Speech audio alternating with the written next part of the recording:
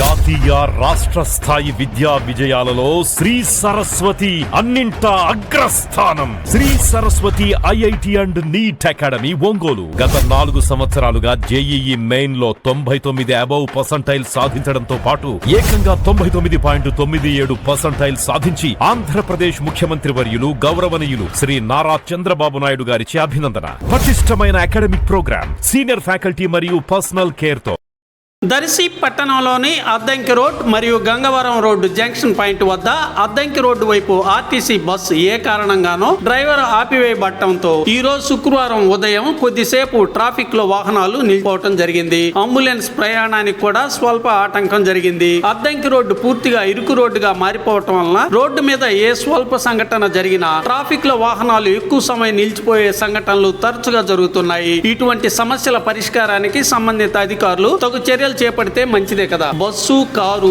వివాదం ఈ రోజు సంఘటనకు కారణంగా తెలిసింది.